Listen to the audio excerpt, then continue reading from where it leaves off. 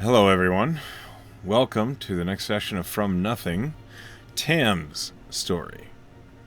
Now, last session was your time skip, where we covered everything that you wanted to do over a year. Indeed. Before we begin on this session in proper, was there anything that you might have missed or that we didn't get to that you want to So there cover were real two quick? there were two things that did occur to me. One was we never did like a general roll for kind of how much money Tam has in his pocket right now. We kind of figured out at what point would he have gotten enough like to save up for the ivory, but that was pretty early. That was like 3 or 4 months in. And he still currently has like the 1 gold because he spent all his money at the festival. So it would be good for me to have just a sense of like how much does he have in his pocket at graduation. Gotcha. Roll me a D100. Sure thing.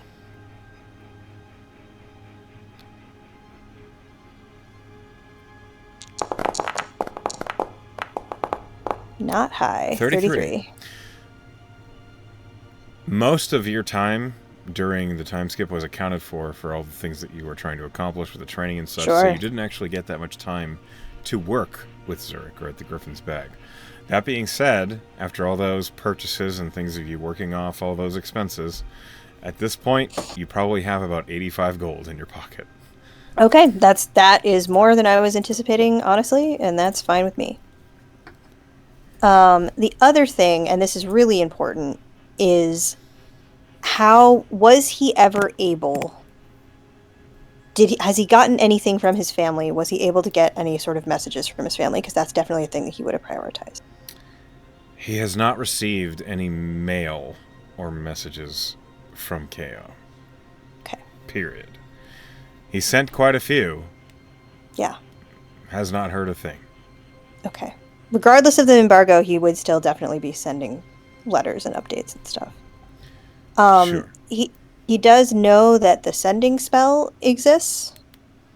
Would it be possible to spend any of that 85 gold on a sending spell to get a message to somebody to just make sure? Who would you try to send to? His sister, 100% his sister, Glory. Okay. It's okay if the answer is no. Like that's just it's something that he would know about. I think in his mind also, since his dad is a cleric, like Yeah. he's pretty aware that that's a thing that he's like waiting for them to talk to him, and that hasn't happened, and that like that's part of why with each passing day he gets more and more panicked.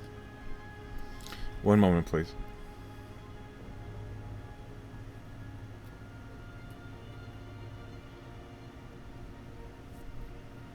Okay.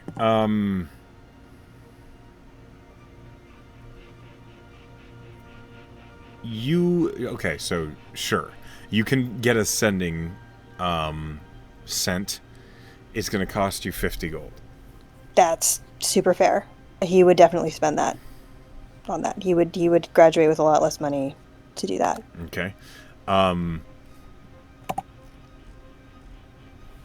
there you have a couple options. You could have Tally do the sending for you. You could have the sorcerer instructor, Amila Dorn, do it for you, or you could have the cleric instructor, Treat, do it for you. I think it would be treat. I think it would be cleric to cleric. I think that would be the vibe. Okay. So let's go ahead and cover that vignette. You go to the cleric classroom at some point during the time skip, later on, I imagine. And Treat is there, likely post classes, so he's just at his desk handling paperwork when you enter. Tam, Hi, treat. did you need something? Um, if you have the juice, I was wondering if I could pay you something to send a message to my sister. Does it have anything to do with the Marigard? I mean, no, it just has to do with whether they're okay. I see. Where am I sending this to? Who am I sending this to? He will make a silent image and also a minor illusion of his sister Glory, They are twins. She is also a dark-skinned tiefling with red eyes, golden horns, but her facial features are sharper, her eyes are quicker.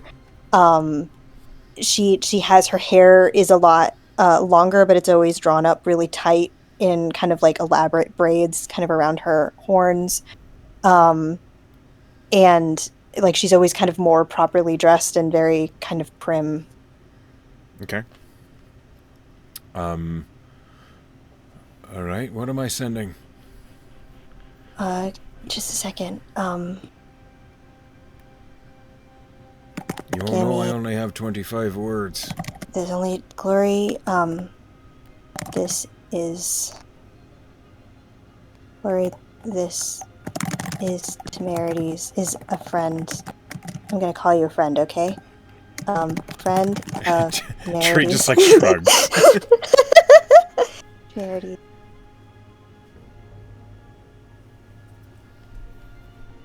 To know if you're okay. Can't afford more sendings. Are you safe? Or dad and mom? Dad and mom. Safe. How many words is that? Give me a second. Sorry, I should have done this beforehand. 1, 2, 3.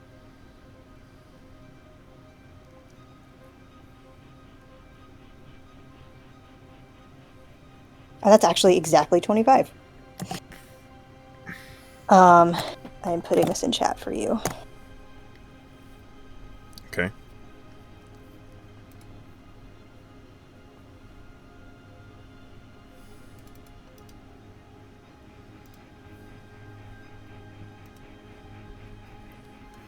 All right.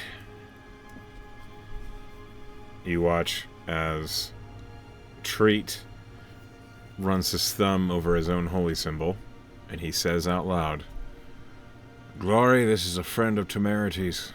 He wants to know if you're okay. Can't afford more sendings. Are you safe? Are Dad and Mom safe? And Treat listens. And he waits. And then he looks at you. It sounds like they're safe. They're in Taka. Okay. Okay. That makes sense for Dad. Anything else? Just surprised they hadn't heard from you before. I sent them so many letters. Where were you sending them to? Was this Takeo? Yeah, but it was before the embargo. That's not how that works, Tam. If there's tensions at the border, nothing gets across. The whole time? The whole time? Probably. So they don't even know that I'm a bard then. Probably. Okay. Is that everything? Thanks, Treat. I'm sorry. Thank you. It's good to know that they're safe. I really appreciate it. Yeah, no problem. I shouldn't say that. I don't do this often, so, let's I won't not make it send, a habit. I promise I won't send people to you. Hopefully, if Tally lets me pass my classes, then maybe I can learn it myself, and then I won't have to bother you. But sorry for bothering. But thank you for being generous with your. Mm-hmm. He holds his hand out for the gold. Yeah, she did definitely pays him.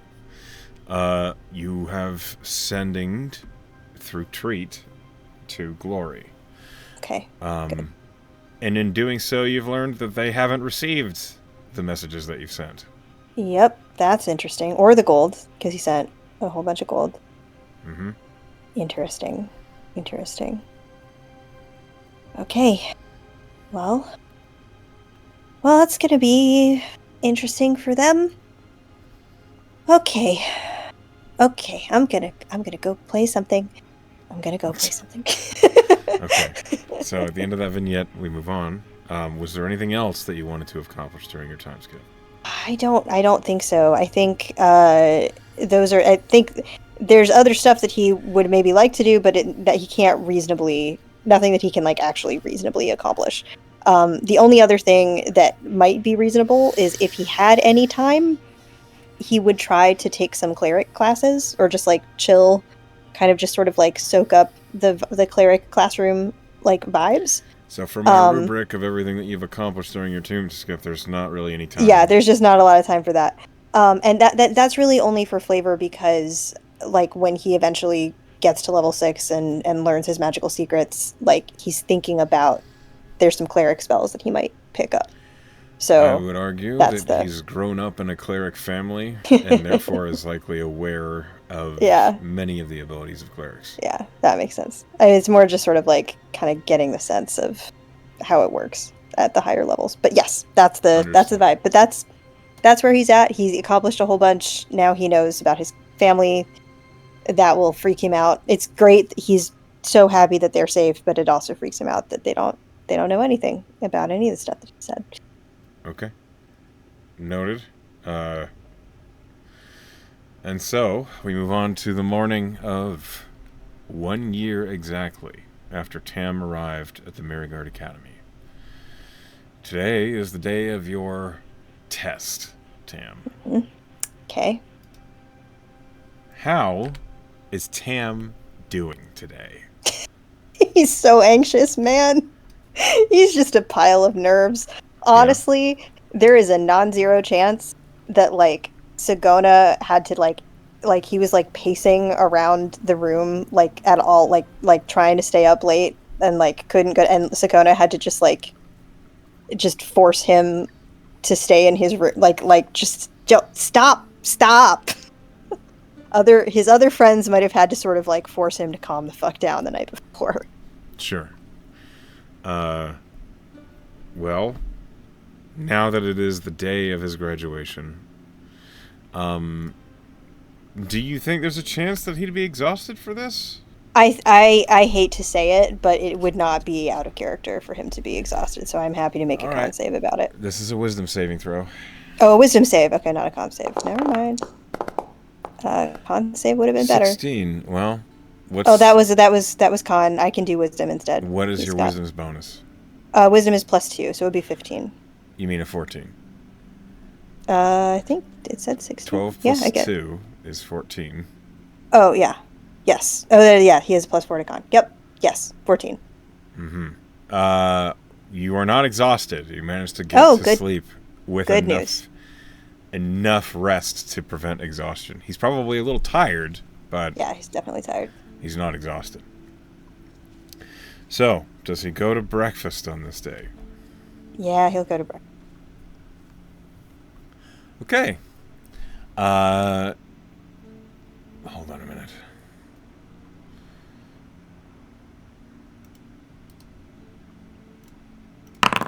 As much help as it might make, he does gain 7 temporary hit points from breakfast at the mess hall today. Good news. Alright, so I will pull you on, unless there's something you wish to do before heading to the Bard classroom. Does everyone have their final exam today, or just Tam? Just Tam. Others have been through theirs, others still have theirs to go. Today is, well, from your team, it's Tam's. Okay. Is everyone else, have all my other friends passed yet, or is it just kind of a mix? It's a mix. Okay. Wash still has yet to take hers. Let's see here. Who else is on your team? I don't remember anything. Wash, Sagona, Skulna, Hiram. Skulna has passed. Sagona has passed. Hiram has yet to take his. He's gonna have if his team is there, he'll have breakfast with his team. He will just be vibrating anxiety. As you are sitting there literally shaking, Sagona would be like, "You're gonna be fine." What if I'm not? What if you're not? You'll just take it again. But if I don't pass it the first time, what if it means something about whether or not I should be a bard? What would it mean? I don't know, that I did the wrong thing and I should have been a cleric this whole time, and everything has been for nothing. And like Sedona just like kicks you in the shin, and she says, "You should not have been a cleric. Ow. You're gonna be fine. Just get a level head and remember who you are, because that is who you are, as a minstrel." That's my story. The whole story. Okay. Okay. I can do it. I can do it.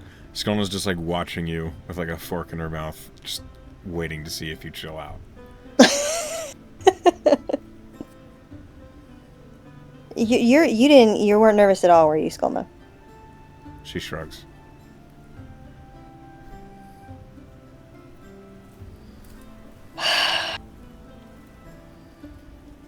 I'm gonna go play something. I love you, everybody. I'm gonna go play something, and then I will see you later, and hopefully I'll be a real bard, and then I won't have to feel like this anymore. As you stand up, Wash says, "You will do music." Thanks, Wash. I will do music. You see, next to Wash, Sagona is like, "No, No, she said it right. That's exactly she's right. She's right. I will do music. Thanks, Wash. I will do music. You're right. Okay." And Wash is just smiling.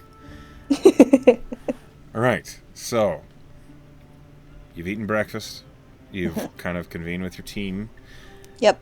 And now I pull you to the Bard's classroom, where Yitron has already graduated, and he is out doing such.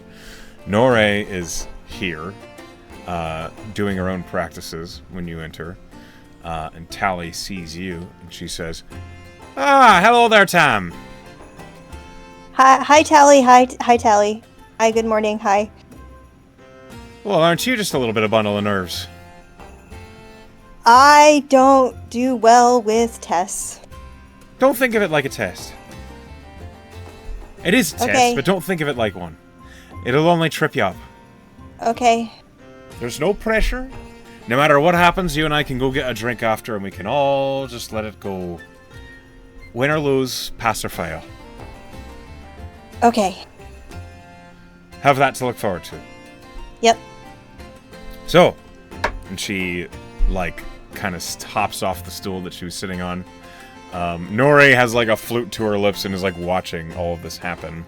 Is not actually playing, but is paying attention. And noticing that, Tally turns and says, "No eavesdropping!" And Nore just rolls her eyes and then goes back to reading her music. Right. Are you ready? I think so. Good. The way that this is going to happen... Come along. And she pulls you over towards the stage in the back of the classroom, which is not really a place anyone ever gets to perform. You've never really seen anybody up there, but she pulls you up onto it. And she slides a stool from the back corner out, and then she pulls one up for herself. And she pulls out her shamisen, and she says, "This is going to be a duet, but you're the lead." Okay. Let's hear your story, Tam. Okay. So the way this is going to go, no matter what story you tell, it's going to be a skill challenge based on performance, persuasion, and other various charisma checks. Okay. If you personally have a story that you'd like to tell for this, it can influence the DC of these checks. I do have a story, yes. Okay.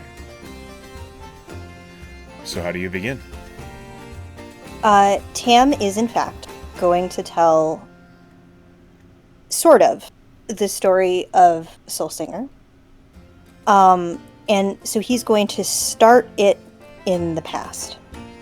And he's going to tell it very much like how you told it in the last session, But he will linger, and I think it's gonna be a long story. He will linger over the details, and it's clear that I think he starts a little faltering because he's nervous. But it's important to note that like he is looking at Tally, but he's holding out his rapier. And the way that he's kind of handling his anxiety about this is he's really just telling Eowyn about herself. He's telling his story to her, basically. Okay. His story that is also her story. And he starts with, as the bard does, like the pitched battle and the black smoke and the Galicia forces and how their armor gleams against the wyvern tails. And there's like a description of kind of like a mid-air sort of spearing, and the danger is present. And then kind of he cuts to Eowyn, the halfling with the deepest, brownest eyes, running across the field and like kind of cleverly getting into this, getting into the castle. And it's not clear at first who she is. And the argument that she has with Aurelius kind of like goes back and forth, and he kind of does this like description of, and I think he's like, it's informed by other writings on Aurelius, like if it's kind of this sort of tradition in the same way that like the Odyssey has this sort of like the fingers of dawn, like different people are, you know, described in these particular different ways. He's very clearly informed by this kind of like tradition of how these characters are generally described in these stories. And it's very clear that Eowyn in particular is brave, and she's brash, and she's like full of fire and personality. And when he gets to that part where she just doesn't give Aurelius a choice and just kind of like cuts her own like life's blood out, he makes he's making kind of minor allusions through this to kind of like set the scene, but he has like a silent image that he does of, and it's of like the splatter of blood, but that blood kind of like congeals into this image of like a man of Aurelius, kind of like on kind of the way, like the fear on his face, and the kind of this sense that this choice was taken from him. And so like he uses images throughout to kind of punctuate these important story beats in this kind of artistic manner. And there's this, and he really lingers over this moment where he almost like drops the globe of her blood, and how he's yelling for aid, and he has this with the silent image and how it is silent in the same way that he saw it be silent. And he takes us through, he takes Solsinger kind of like through the arc of where she was. And some of it, there's more detail in some of it than others, but we go through Caedric, and we see Aurelius's mourning, and this idea of that it's like a true shame that this wasn't what was supposed to happen. She's supposed to be protected, and safe. And around this time, he kind of like, you know, rubs his finger up and down on the hilt, like as if he's stroking her hair. And we get this like dramatic moment of the wyvern's tail smashing the window, and how the great mage sort of slumps down, and we don't know exactly what's going to happen. And we go through Caedric and sort of like kind of cut through these different battles. We've got various like minor allusions of this. And then this next elf and the cello, and really much is made of how so often people are afraid of her in this form when she sings, and how this is suddenly the music has begun to inspire fear and distrust sometimes, and it's not until and even especially when she starts to sing, when we have this like minstrel that you know uses her as a baton, and that even after that, like she still gets used as a sword. And there's a lot of questions kind of there's a lot of implications of sort of like, what is the best way to use a weapon that can sing? Is it as an instrument, or is it as a weapon, or is it both, and in what balance? Sorry if you want me to do any skill checks or anything in between here. We're gonna do it at the end. Okay. So we kind of go through this, and we get there's like, it's a lot of minor illusions, but sometimes punctuated by a silent image. There's a whole scene about the duel between the two Airjin, and it's like really dramatic, and like Tam has kind of like made up a little bit more of a backstory between them and their like rivalry. And he even, like, Tam at some point even kind of like uses Soul Singer like as a sword to sort of like fence the minor illusion, the silent image. And then there's this time where she gets locked up for such a long time with this dark kind of astral presence, and she's gone for such a long time, surrounded by kind of nebulae and stars and galaxies. And at this point, he kind of changes the tenor of his story. And he looks at Tally, and he says, and the story would have ended there, except this isn't just a story about Elwyn, the Soul Singer. And so it's also a story about someone else. And he kind of pulls his kind of mind's eye camera back to a tiefling family in KO, in Coda City.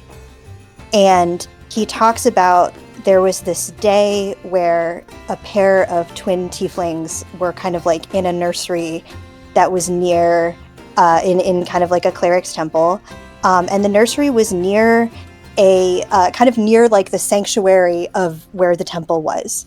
And the two tieflings are like, they're little kids, they're babies, and they manage to both get out of the crib at the same time.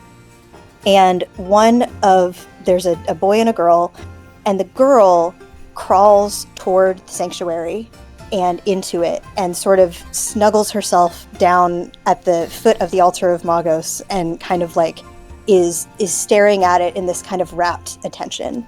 And the boy tiefling crawls out the door of the like has to be captured, and basically like crawls out the door of the house and like is exploring. And it is at this moment that Creed Goldhorn decides to name his children. And he names his daughter Glory so that she will know what Magos expects of her. And he named his son Temerity so his son would know what his father expected of him. And he doesn't linger too long on his childhood, but he goes through that a little bit. He goes through his kind of discovery of the fiddler, and he contrasts this beautifully with Glory also. This is also Glory's story.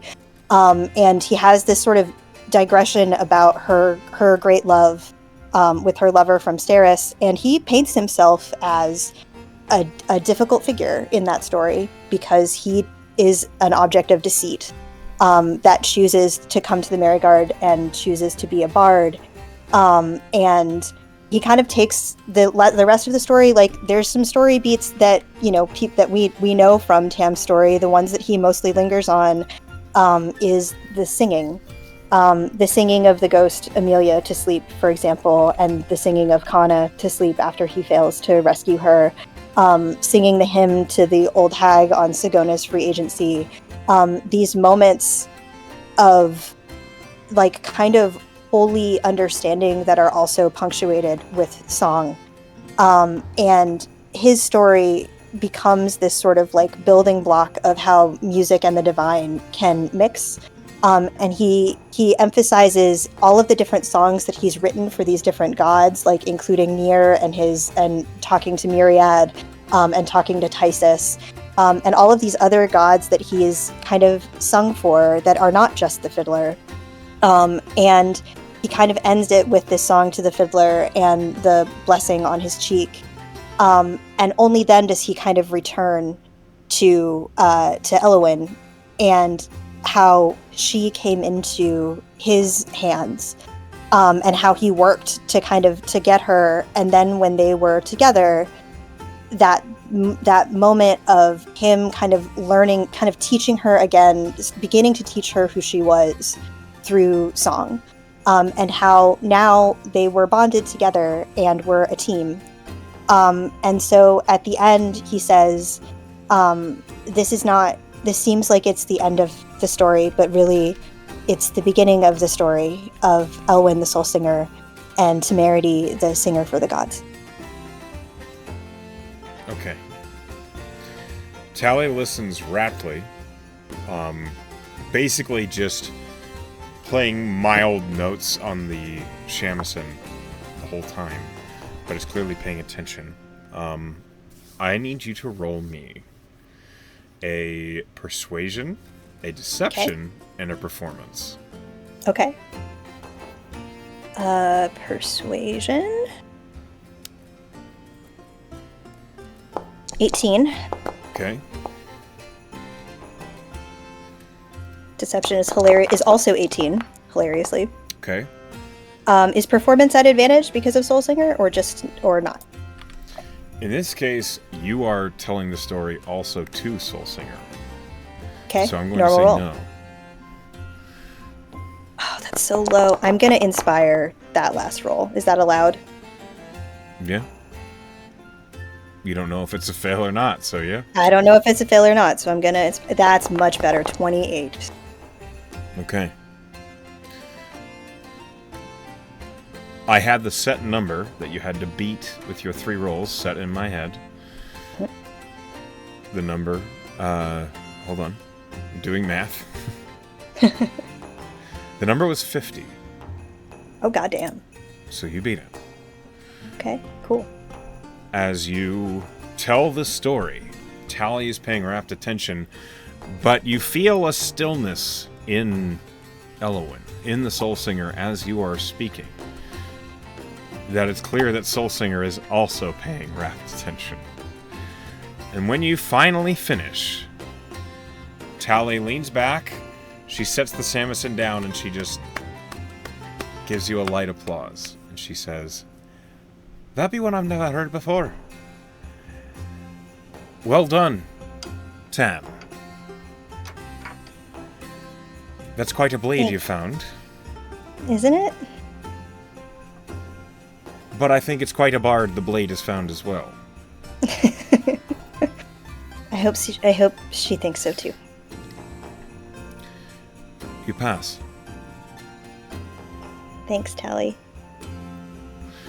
I'm going to pass on the message to Persh, who is now your next stop. So, Okay. congratulations. At least as far as I'm concerned, you're officially a contractor for the Marigarden Mercenary Company. Wow. But first, you must go get sworn in. So, off you go. Okay. Okay, I'm honored. Thank you, Tally. We're gonna have a drink later, right? Of course we are. I gave you my Okay. word. You are now... And the first steps of becoming a contractor. Nore looks at you. Please roll me an insight check. Okay. 8. She's hard to read. He never knows what Nora is thinking. Yeah. Okay, so you've been sent to go find Persh. Okay. Do you dawdle? Do you find a distraction? He will find Persh, but the first thing he's gonna do is he's kind of walking in the direction of Persh, is to talk to the sword in his hand and say, "I hope that wasn't too much. Are you okay?" It takes a long moment before Soul Singer replies. You really saw all that? I did. When you were speaking, it's like I could feel like I was there again, as if it had just happened to me. But there's so much that wasn't there that I can't remember. We It's can like- make it a. It's like reliving a dream? Or a nightmare? At the Do you same want to time? remember? Do you want to remember more? I don't know. I don't know what's there to remember. I don't know either, but if you're curious, I mean, I'm a contractor now. We can make a quest out of it. I can't pay you. You payment. You are in my hand. Your payment enough. You do have actual tasks you have to accomplish. Okay. Yeah. Sure. Yeah. Okay. We'll do them. But But I we'll do this also too. have all the time in the world, it seems. Yeah.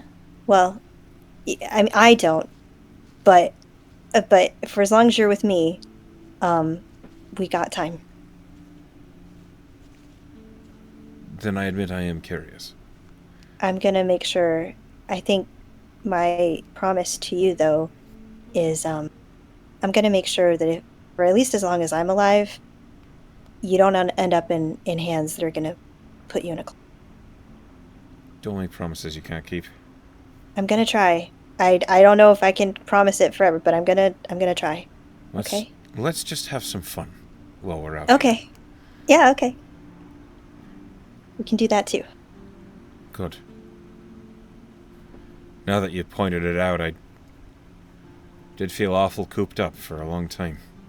Yeah. Well, now you can sing again. And I think that's important. You're right. Come on, I want to see what this is all about. Yeah. Me too.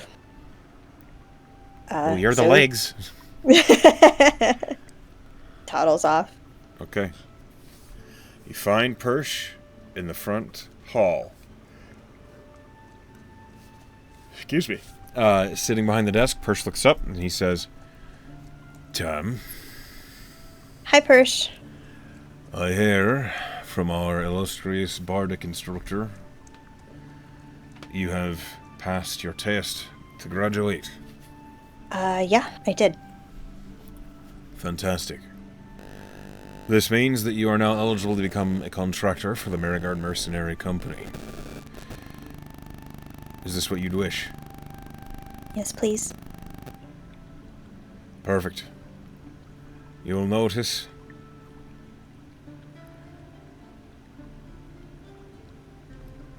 you're going to have to swear the oath before Zane Torno.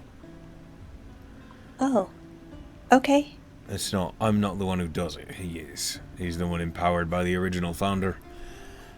So, you'll find his office behind you on your right. Okay. I met him once. Mm-hmm. He was very scary, but Well. very, a very the man has his own gravity. That he should. And as you turn and look, before when you met Zane, it was in a conference room. Now the door to the right of the entrance looks like a door you've never seen before. It's simple, and it seems to mirror the selections room door, but with a rounded top to it. And Persh says, mind your manners. Yep. Off Thanks, you go. Persh.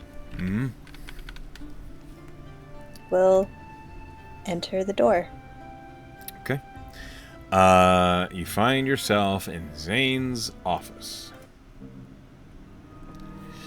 It is full of books, with a wide desk that you see the tiefling Zane sitting behind.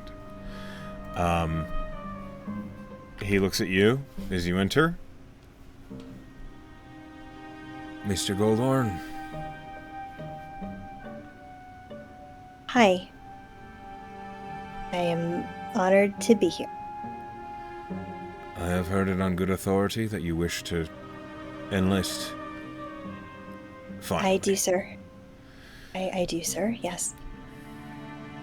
Before we begin the oath, have you any questions for me?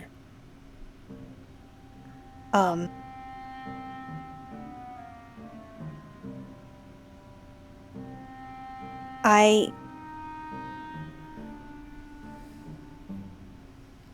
No, actually, no. I think if I ask questions, it'll feel like I'm not committed, and I am. You did just spend a year training to qualify for this. I would Yes. not doubt your loyalty at this point, which is why we swear an oath. I think,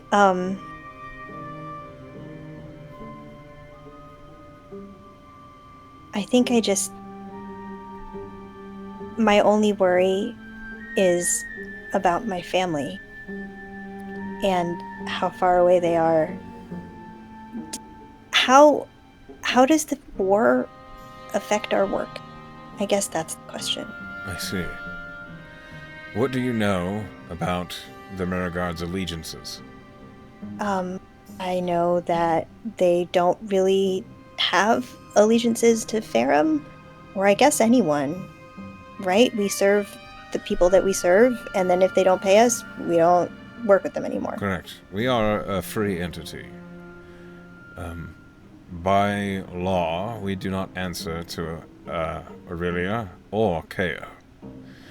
That being said, we are settled within the borders of Aurelia, so when we create enemies, we try to avoid doing so on the home front. Am I an enemy? No. We don't have enemies. At least none that are still alive. We have many contracting teams that are not founded here in the Merigard Academy. As such, that provides us some security. Especially since we have done work for every government on Earth. So, that serves us some benefits and privileges that other mercenary organizations cannot argue for. By working for the Merigard Company, if you happen to take a task that would have you at odds against Keo, you are free to decline said mission. Okay. I suggest you don't make a habit of declining missions, or Persh will stop assigning them to you. That makes sense. It's just there are some things that might be harder. Yes, of course. But the typical escort mission, or perhaps security detail, these sorts of things, I assume will not pose an issue. No, It's just the menial work. Fair enough. Not at all.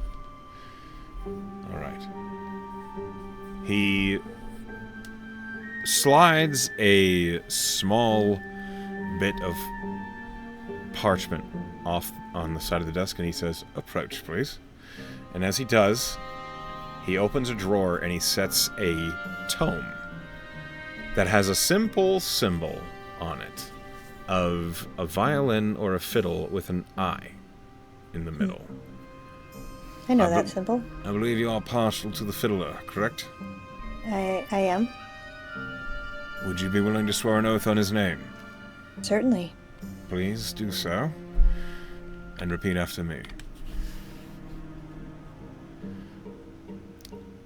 I am a vigil in this world of strife. I am a vigil in this world of strife. I raise my blade for those without the strength. I raise my blade for those with strength. I am a light in this world of darkness. I am a light in this world of darkness. My watchful eye guards those without sight. My watchful eye guards those with... I am a guardian at these gates to hell. I am a guardian at these gates. Through my will, the line is drawn. Through my will, the line... These words mean a lot to us here. They were the words first set down for us by our founder, Crumb Copperhand, the original savior of the Wanderers, and a very important person to me, personally. So, do you understand this oath and what you've just said? I do. Good. Well, now that that official business is over, he reaches down, opens another drawer, and he pulls out a wrapped parcel of velvet that he slides across the desk to you. What's this? Your symbol of contractorship. Oh. Should you wear this, no one will doubt that you are a Merigard mercenary. Betray us, and it will crack. That's so cool. I know we have your loyalty, so I'm not concerned about that happening, but it does the job. I like it. That's a really neat safeguard. He waits to see you if you open it. Yeah, he will open it. So, it can be worn as a pin or as an amulet. It is the Merigard symbol, which is a lot like the totems that you were collecting during the festival, only much more ornate, and clearly it is, maybe it's gold or gold pressed, or very finely polished bronze, set around what looks like carmine red. It is It's beautiful. roses. Yes, it's like an M in the shape And I'm in with the a shape rose. of roses. Yeah. Can I ask why roses? That is a good question. Crumb Copperhand, the original founder of the Merigod Academy, died. And when he was reincarnated, it was done using roses. He's been partial to them ever since. Well, he had been. He was reincarnated as roses? No. The druid who brought him back used roses in the ritual. Oh, I see. And is he still... He passed away of old age a while ago. And you knew him? Yes. I'm sorry that you lost your...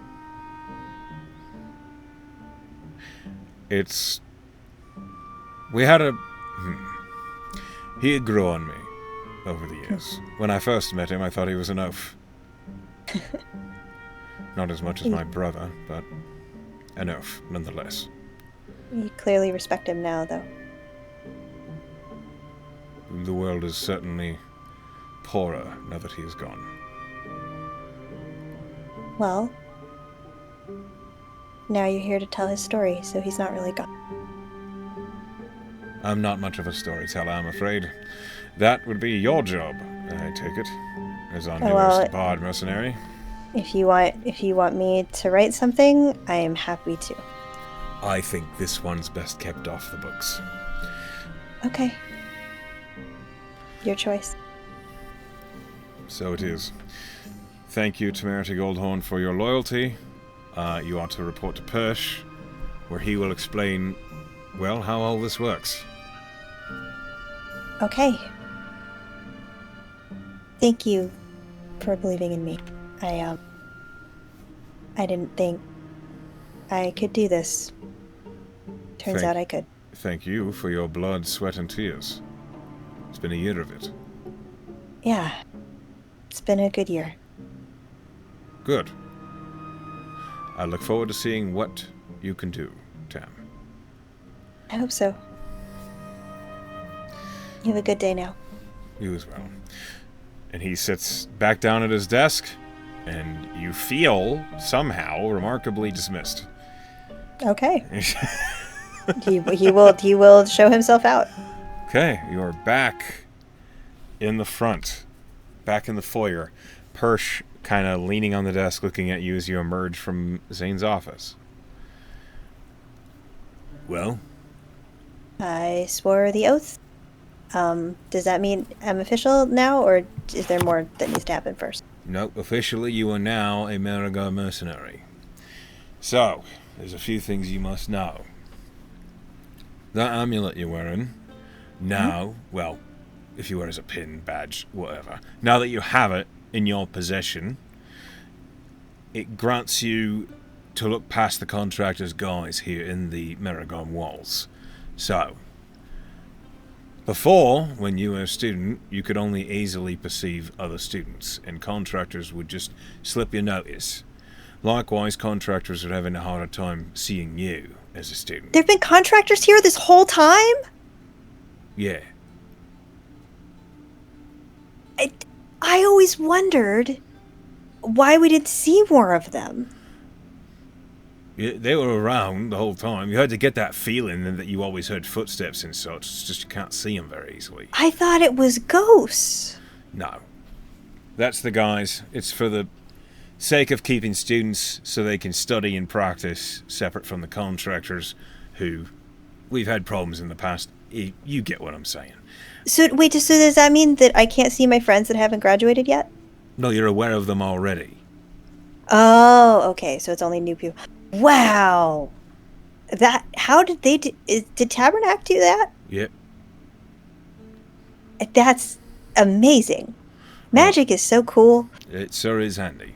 So now that you are officially a contractor, you're no longer, well, you can't live for free, basically. Yep. You could choose to take up residence in Farum, or you can choose to pay the minor fee to maintain your room and board here. I believe it's 10 gold a month. Okay. It's up to you. Also, now that you're a contractor, take jobs as you see fit. You do have to take a certain number of jobs every few months, or we just assume that you don't want to be a contractor anymore. Your team, once they are all graduated, can fulfill the same tasks as you. Your team is incomplete at the moment, as you only have, with yourself included, 3 full contractors on it. Sure. You can take small tasks in the meantime to earn yourself some gold up until your team's complete, or you can just wait and keep practicing and studying or making money out in the town, whatever you like, until your team's complete again. No, I'll do some jobs. That sounds fun to me. He raises an eyebrow and he says, well, I've got plenty for a bard. Let's see. I mean, I could do something myself, or I have a couple of people on my team that might be happy to help me. It's nothing exciting, unfortunately. We have some Okay. escort tasks out in Ferrum right now. We have some security detail, some VIP going to the Merry God in a week. And travelers looking to hire extra blades for trips to Augur City. Now, because you're no longer a student, you're no longer bound to have to return here by certain times. You're free to live your life as you please. But the more work you take, the more work you get.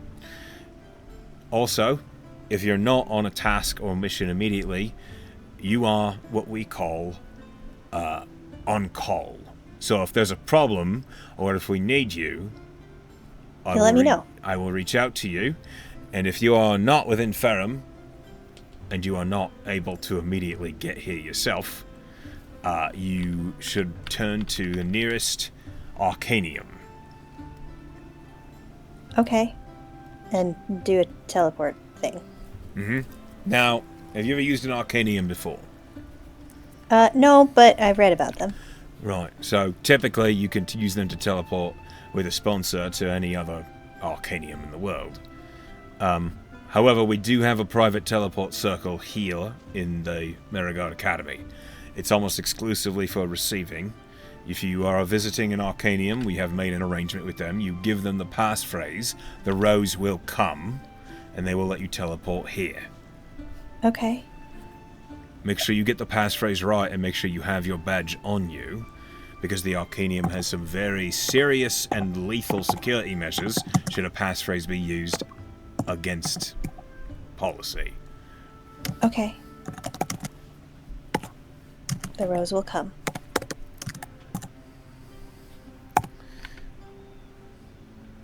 So, you're free to take any of the escort missions that are available. I think there's 4 or 5. Each of those, should you finish them, well, they've already paid. So if you get all 3 of your members to run it, maybe I can probably give you 100 gold ahead for finishing that one. Otherwise, your time's your own. Okay. Yeah, we can do an escort mission. We can do the thing, the Augur City one. That'd be fun for people. Alright, from what I know, there's a caravan that's loading up. They've posted a request for blades. They're leaving tomorrow morning. I got one of those. I'll ask my friends. Alright.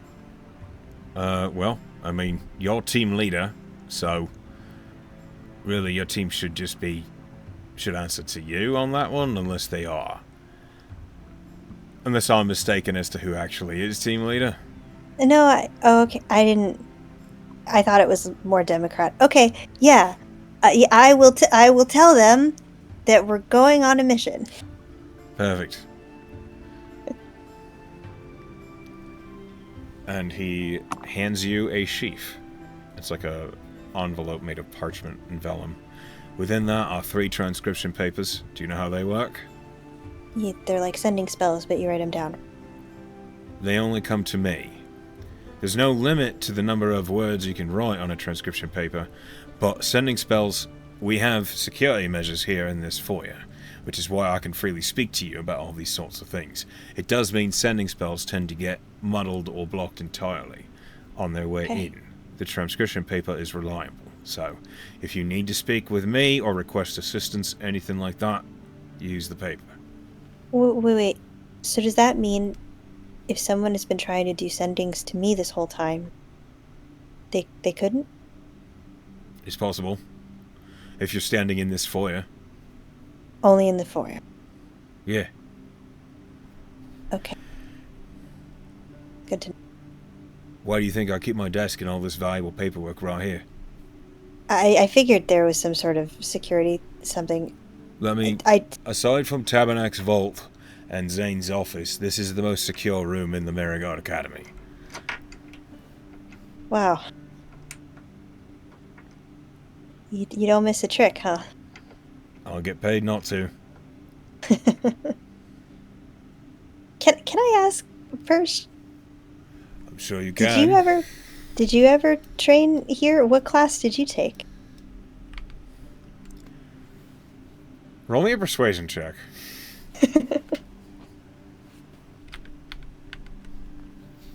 Come on, Tam. Not very high. 16. No, I did not train here. I was recruited. By Crumb Copperhand? He, tilts his head as he looks at you. Now that's a name I didn't expect you to know. Aye. Oh, he liked roses. Mm-hmm. Seems like a great man. What do you know about him? I mean, I just asked, first time I met Zane, I asked if he wasn't the person that ran the place, who started it. And he told me, Crumb Copperhand. And then I asked him today, just now, a little bit more about him. And I asked why roses. He said it's because Crumb had to be reincarnated and the druid used roses, and so he liked them. And it seems like this one person hangs so heavily over this place, and yet no one expects anyone to know his name. And I think that's sweet. Like you're protecting him or something. I don't understand it really. Most of us here, we do this from a place of wanting to do the right thing. Sometimes the missions don't always go that way, and sometimes the customers want things that are a little bit less ethical, but we always try and take an approach that is morally right. That was important to Crumb. And in the effort of trying to do the right thing, it's not so important knowing who did the right thing, just that the right thing was done. So that's why he said it's better to keep his name off the book. Is that something that he liked to do? Just do the right thing, but without getting credit for it? Yeah. We think that's important. I think that's a really lovely legacy. Don't tell anyone about it. I won't. Right. I won't. I mean, that's part of the deal. I'm loyal. I didn't know him, but it's my job to protect that legacy too. Now. Mm-hmm. It sure is. Now, why don't you go find your team and quit fucking asking me so many questions? Okay. I mean, to be fair, that's what I've always done. It sure is. And Persh goes back to his paperwork. But I also gave you. Remember, I gave you booze about it. So. Excuse me. Were you saying that was a bribe? It wasn't a bribe. Mm-hmm. Off you go. Bye, Persh. He goes. He just kind of holds a hand up and returns to his work. So, now that you're thinking about it, you're aware that Sagona and Skolna have just, well, you're not aware about Skolna, but Sagona has just been basically fucking around for the last 5 or so days. That checks out. She's been in the mess hall playing cards. She's been at the Merry Guard drinking. She's been flirting with anybody she can get near. She's basically just been being lazy as she no longer has to go to class.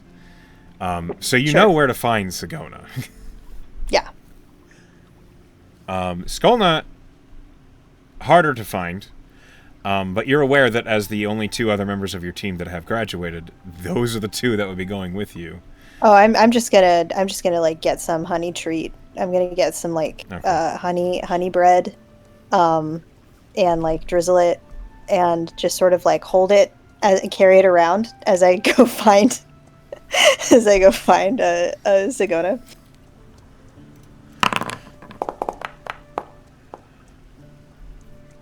Roll me a perception check. There's no way. Nope. 8. You don't even know when it happened. Like, you're walking, looking around for Sagona, and, like, your hand is up holding the treat. You don't know if it was within 30 seconds or 5 minutes, but you looked over at your hand, and there's still something in your hand. What is it? A chunk of, like, wooden debris from underneath a staircase or something. Fantastic. And on the other side of you is Skolna, who's just walking beside you and munching on this honey treat. So, what? 5 minutes? 30 seconds? 10 minutes? What? She shrugs. I adore you. Come on, let's find Sagona. We got a job. Work? Yep. We're gonna escort a caravan to Augur City. They need swords. About time. I mean, Sagona might be a little drunk, but that's okay. We'll be fine. What else is new? I passed. I know. She gives you an awkward and quick, like, side hug. Aw. You didn't doubt me, did you? No. I didn't doubt you either. But I mean, you're hard to doubt. You're so good at everything. She shakes her head, but then takes a bite of the honey treat. Yep. It's gonna be great. It's gonna be great. Augur City again. We've done it. We've done it a million times. It's gonna be great. Can we hit cavies? Yeah. Cool. You go to look for Sagona. It doesn't take you long to find her. Is Tally also at the Merry Guard? No. Tally is not, because it's still class time. So right now her only student is Nore. So she is at least doing her responsibility. But you do find Sagona there. She has an enormous tankard of very dark ale. She's drinking Black Wagon, and when you enter, she looks up and she sees the badge that matches her own amulet, and she raises the tankard and she says, "Hey! Hey, There he is! Yeah, here I am. Come here and drink before you tell me anything else." Okay. Yep, okay. Rockworth! One for my friend. And the barmaid Rockworth just coming right up. Not as big as hers, please. I can't handle it. You are roped into drinking at least one ale with Sagona. But you finally do manage to get Sagona's attention after she finishes congratulating you. When Skolna says, "Job." And she, like, taps the table in front of Sagona. And Sagona says, "What? We've got a job now." Uh-huh. Alright, what are we doing? Who's getting fucked up? Hopefully no one. It's an escort mission. Oh.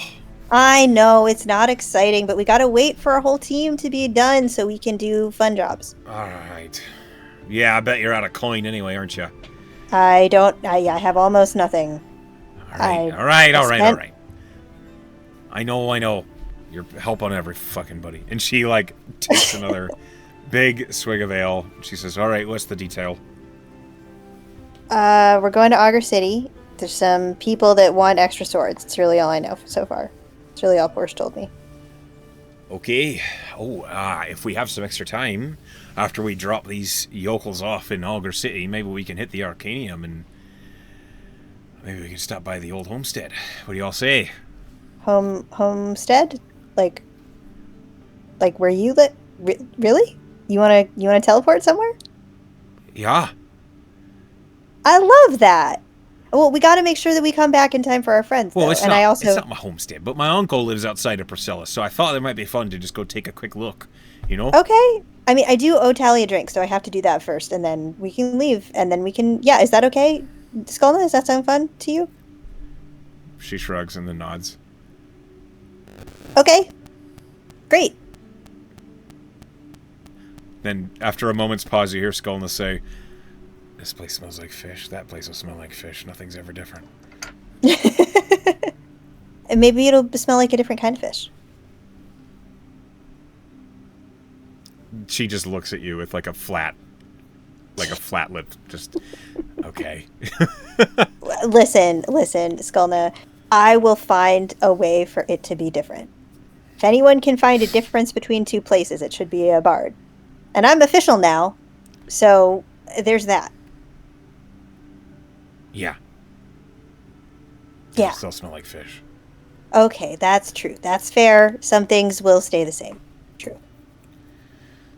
Sagona, like with the prospect of seeing her uncle, is very cheerfully, like bobbing at the table. So this task to go to Augur City doesn't begin until tomorrow, regardless. So Okay, great. whatever it is that you wish to do tonight, whether it be drink with Tally or whatever, your time He is does your own. he does owe Tally a drink, and he will absolutely drink with Tally. Okay. He would also like to do a duet with her if that helps. Like she did say it was a duet, and they did that, but he wants to actually play something with Tally. Okay. Hold on. I should actually pull up the tavern splash because you're in the tavern. When Tally would appear, you've probably been hanging out with Sagona in the tavern for a little bit, and you're aware that this is where Tally goes when she's no longer teaching. So it's maybe 2 hours of killing time, shooting the shit with Sagona and Skolna, and anybody else who appears. When He would Tally... he would ask them in that time about what their final exams were like. Sagona says, I had to commune with Nier during the storm over Kylus Bay. Sounds intense. It was. I had to fight a lot of marrow. You had to fight and commune at the same time? Well, I somehow get the feeling Treat set that up, because typically marrow don't come into Kylus Bay often. Okay. But they were there, and I had to fight them. It wasn't a lot, but there was enough that it was a little tricky in the middle of my ritual. I was out on the boat with Tree, and just 6 marrow climb up over the edge. And I my gosh, that's so many! They're lightweights. It wasn't a problem. But as I'm in the middle of fighting them, I look over, and Tree's just got his arms folded, and I'm like, are you going to help? And he just shakes his head. That man, he is so nice underneath it all, but you would never know it to look at him. He said it was to practically practice the methods by which we'd be making prayer in life combat. And I said, right, but you could get the one that was about to stab me in the back when you were in the middle of saying that. She looks kind of bitter about it. Oh. Tam rubs her shoulder. But you did it, and that's the important thing. I did do it. Yeah. And Nier said he liked what he saw, so... Yeah? Well, and you know now what your thing is, right? That has to be the end of the... Right? You know what your thing is? That I'm a cleric of the storms and most badass beneath Nier? Of course I know what my thing is. Well, no. I mean, like, the thing that Nier wants you to do that is, like, the thing that is yourself. Yeah, I do. Yeah, that's good and important. And I'm not going to keep asking you what it is, even though I'm really curious. Because I love you and you're my best friend, and I'm not going to pester you about it. You telling me about you're not going to pester me is, in a way, pestering me. I'm doing my best, Sigona. Clearly. And she takes a long drink. And then she looks over at Skolna and says, all right, Quiet Lips, your turn. And Skolna looks between the two of you. She, like, sighs as she looks down at the table. I had to steal from the mayor. The mayor? I had to get something that he would miss if it was gone. And not get caught? I'm here and not in jail, so yes, not get caught. So scary. Do you still have it? No. Oh, you gave it back. I gave it to Maxwell. Oh, so Maxwell had it. Yeah, I don't know if he's gonna give it back or not. That's really funny. I stole the dagger off his belt. Oh, wow. It's pretty wicked. That's gutsy. Wow. So now Maxwell just has that. Yeah. He was pretty easy though. I just had to figure out what he was gonna do when he was doing it. And the mayor's boring, you guys. Why is he boring? What makes him boring? He just does the same thing over and He over. just does the same shit every day. When'd you do it? Did you distract him? No. I waited until he was talking to his concierge and hid behind the right side of the desk. Slipped it right out. That's amazing. Yeah, that's amazing. That's so good. I wonder what Maxwell's gonna do with it. I guess we'll never know. Yeah, not my problem. Wow. You're really scary, Skolna.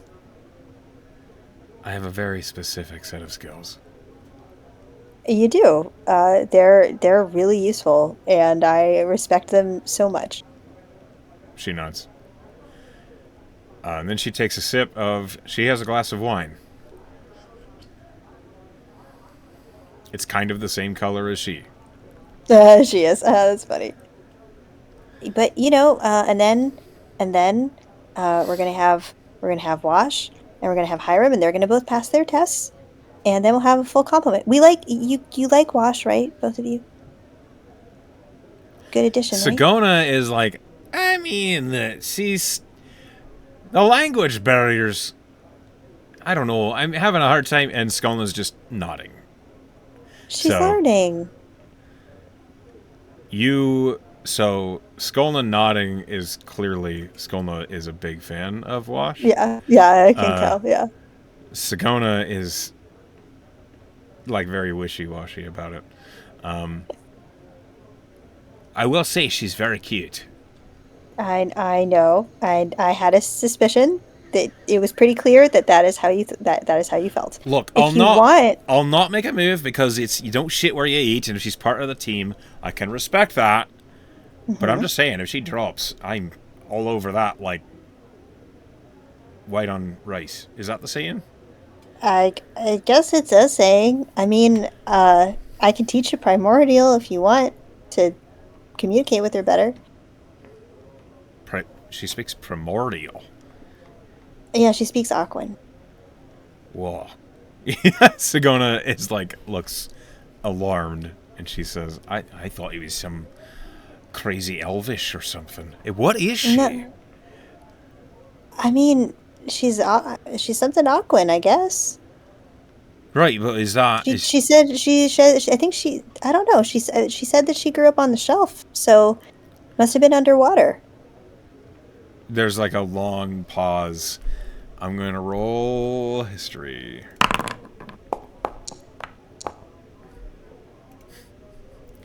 Hold on.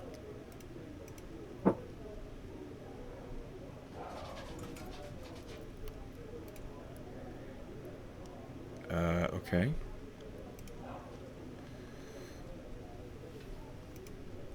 All right, so then she could be a sea elf. She could be a water genasi. She could be a triton. She could be. I feel like there's one more. What am I missing? And Skolna just shrugs. Can I roll history? Yeah. Figure out what she's missing? Yeah. You can roll history. Oh, that's pretty good. 17. With a 17, you know that air genasi can also live underwater if they want to. Air genasi can live underwater if they want. There's no way she's an air genasi, right? And Skolna just shakes her head. But it seems unlikely. With a 17 on history, Tam, you're aware she's a triton. Oh, okay. But I think she's a I think she's a triton, though. And you see Sigona's eyes widen a little, and she says, "They told story of those back on Tridun. It's like that's where they took the name from." Yeah. I gotta talk to her. Yeah, teach me Primordial, all right? Yeah, I'll teach you Primordial. Yeah. When? You want to learn some basic stuff now? Would that be boring for you, Skolna? Skolna nods, but Sigona immediately replies, "Teach me how to say fuck." Okay, as long as you promise not to lead with that immediately, okay? I just want to know how to curse in Primordial first so that she'll think that's funny. Because everyone thinks that's funny. Okay, he will teach her how to say fuck. Okay. The one word is easy enough. You don't have to roll anything. No. Fortunately, neither does Sigona. After that conversation, Tally appears at the Merry Guard. You see her striding in with confidence, as always, heading straight to the bar as the elven bartender pours her the drink that she always gets. And her eyes pass over you, and she says, "Well, fancy seeing you here, new mercenary. Sworn in and everything. How does it feel on you?" I'm still getting used to it, but I like it. It's nice to be part of a legacy. Good. You seen anybody you didn't recognize yet? No, not yet, but Persh told me and my jaw about hit the floor. You're going to stumble across them. It's slow going. You kind of get used to it, but you'll see them. And they'll see you, and they'll be like, "Who the hell is that glorious bastard?" You owe me a drink, by the way. Yeah, I sure do. Can I actually have gotten like the thing that she usually gets, like already have it like already ready for her? Sure. I'll let you take that smooth move. If that is some shit that Tam did in session 3. So yeah, you have Tally's drink ready for her, and she says, "Well, look at you charmer." I mean, I did ask the bartender about this. Maybe my first week here. Are you trying to butter me up? Now that you're a full-fledged contractor, you're trying to get the good missions out of me, huh? I mean, I have this smooth tongue that you trained so well, so I might as well use it. The rules against fraternizing with contractors and the instructors. Otherwise, I might take you up on it. In the meantime, and she takes the whole drink. She just drinks it all the way down. Which, it's like a cocktail mixed drink. Like, it's mostly sugar. It's like, okay, it's funny. It smelled delicious while I was sitting there next to you. And then she says, all right. So, you look like you wanted to ask me something. Well, I mostly wanted to ask if I could play with you now that I'm a contractor. And now that you're a contractor, yes, you can. To the stage! And she, all right. holds her hand up as if to gesture you first. Not gonna embarrass you. You better not. And then she looks at Sigona and Skolna, and she says, "If he does, it's your asses." And they look up like, "What?" He's gonna look at the two of them and go, "I better see you dancing." Skolna, and then he looks at Skolna and goes, "Please." You almost like can see as Skolna looks back at you with her purple eyes, like the mental message of, "You won't see me." Please. You can roll a persuasion, but I will tell you that DC's very high. I mean, this has happened before. 21. Her expression does not change. That's fair. Okay, but come back, though. Don't leave. She nods. And Sagona, as you're trying to persuade Skolna, Sagona's like, "You bet your ass I'm gonna be dancing." So, as you take the stage with Tally, Soothsinger, what do you play? Good question. So I have been to a bazillion little concerts with Tally because I've been at the Merry-Guard enough, and she plays there enough. Yeah. Is there a standard that she really likes, that I know that she really likes? She really quite enjoys. One moment. Sorry. This is a new. There we go. Wait. No. Goodness gracious. I've lost one of my audio playlists, and that's a problem.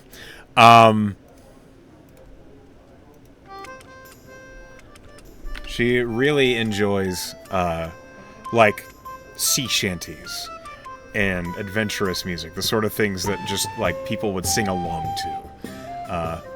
But not like singers would, like soldiers would sing along to, or sailors. That's the sort of music that she favors. Okay, so like something that people could sing to if they wanted to, or not, or more like 100%, the average guy could sing to it if just got it. Like they've heard the words hundreds of times. Okay, so he's gonna break into something that is like akin to like farewell and adieu to you Spanish ladies, farewell and adieu you ladies of Spain, but like amaranthified. Sure. And it'll be exactly like that, and like he will break into it a cappella and like do the first verse, make it rousing, and then kind of like toss it over to her. Roll me performance. And he's doing this shit. I guess he's doing it a cappella, I said, so he doesn't get advantage, which is 11. You did say that. I did say that, but I rolled a natural 19. So, 28. Okay.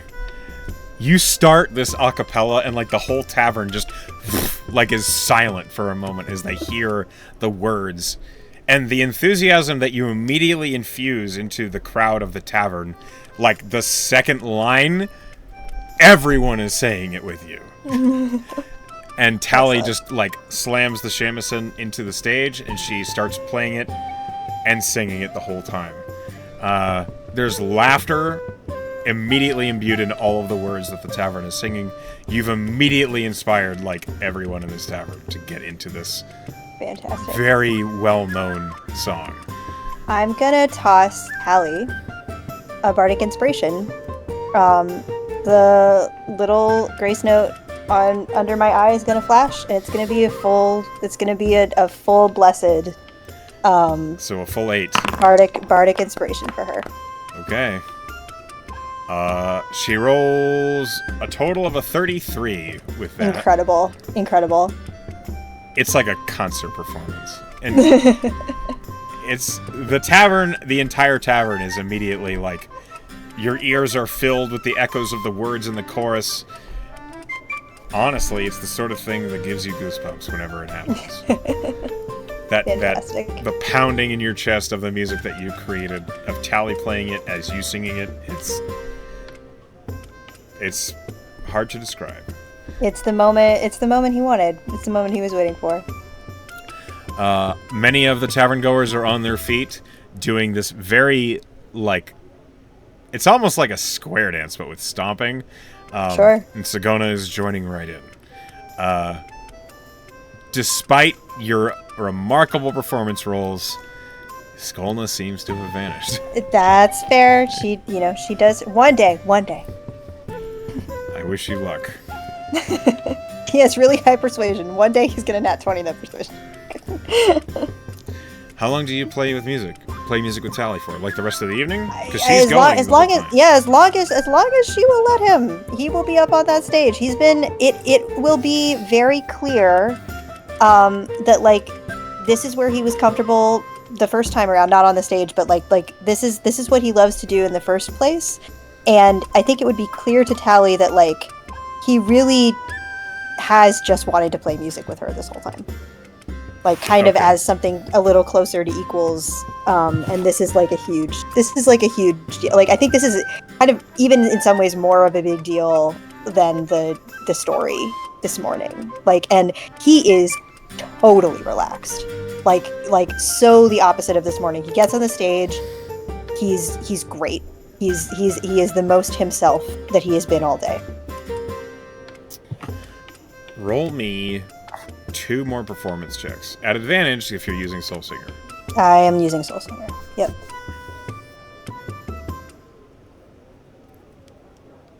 And Soul Singer becomes a whole bunch of different... That's a 23. Soul Singer becomes a whole bunch of different instruments during this, too. That's a natural 20. 29. So, with a natural 20, 2 things happen. Firstly, while you're playing the music that you're playing with Tally, you cannot help but hear there is harmonizing, and it is coming from Soul Singer. Incredible. We love it. What's her performance do? Yeah. The other thing you cannot help but notice, with a performance that high, in the background, you hear instruments that you are not playing. Ah! Is that the fiddler? You're not playing them, Tally's not playing them, but the music, the sound filling this tavern it's very three-dimensional and deep. It's like incredible. Just noise that matches and harmonically is beautiful all around because you rolled such a crazy guy performance roll. Roll me a D100. Amazing. I low-key hope that Nore somehow found her way here to see this. I don't know if that is going to happen, but I hope it in my heart. Well, as you've been playing, so you've been playing with Tally for about 3 hours, which is a long show. 90! Oh, wait, no. That's not a 90. That's a 6. Never mind. 6. Okay. Okay, so as you are playing... You've been playing for like 3 hours. Many of the people that you see filing into the Merry Guard by the end of your set, they're students. You see a lot of students in the Merry Guard towards the end of it. And that's really when you hit that big performance roll and the music just gets so deep and such a swell to it that many of the students are just like, when was this guy capable of this shit? Like, you see like... It's you know that moment when people like walk through a door and there's a warm hearth that just washes over them? It's that, but with music. It's such a profound performance. So, because they're mostly students, a lot of them don't have a lot of money. But you do, every single person leaves at least some coin on the edge of the stage for you and Tally. That is how I'm quantifying that 6 for the that 6, is just... Lots of people heard it, lots of people paid money, they just didn't have a lot of money to pay. They just didn't have a lot of money. But like, hey, the students, that's important. That's important to him that, like, you know, Tam is this little anxious baby that probably a lot of people underestimate, rightfully. And this is a moment where he should not be underestimated. It is when you finally finish the performance, when I think actually Tally will be like, all right, let's take a break. That you're finally, like, you get to the edge of the stage and you start, like, just pulling the pile of silver and copper on the edge. You end up getting, entirely in silver and copper, like 43 gold just for yourself. Wow, okay. Just mounds of it. Yeah. Pretty great. As that's happening, as you're pulling it up, you see near the edge of the stage is Wash. And she's looking up at you, and she says, in Primordial, I didn't know you could play so well. Thanks, it's what I'm here for. She just looks very surprised. And she says, and you do magic with that music too? Uh-huh. This is going to be interesting. I think so. Well, I'm kind of blessed about it. See? He points to his tattoo. This looks like a dot. It's the fiddler's blessing. The fiddler is all about music. Oh. She doesn't really seem to know what to say. She just finally she kind of gathers it up and she says, "That was beautiful." Thank you. You can do incredible things too. They're just different things that I can do. I can punch things real good and I can make, fire and water come out of my hands, but I can't. I can't do that. That's incredible. We all have different strengths. Sure. Yours Still. are yours and mine are mine. You're right. I shouldn't really write it off so quick. I No, didn't you expect shouldn't. that. I just didn't expect that. I just had, Well- I got beaten to a pulp today by Ariakas, so I thought, just come get a drink, and then I saw that. So. Well, hey, I'm glad to impress you. This is a good day. And then you hear from across the room, with her hands up on the table, she's like standing in Primordial. Sagona shouts, "Fuck!" Sagona wants to learn Primordial. That's a good start. And then on that note, with Sagona shouting "fuck," that is where we will stop tonight's session. And next session we will take off with your first mission. Hooray! Hope you had fun, and congratulations, you're now a mercenary for the Merryguard Mercenary Company. Thank you for playing. I hope you had a good time. And to all of you who are watching or listening from home or work, hi, Pen. Hi, Ben. We love you, and we'll see you all next time. Good night, everybody.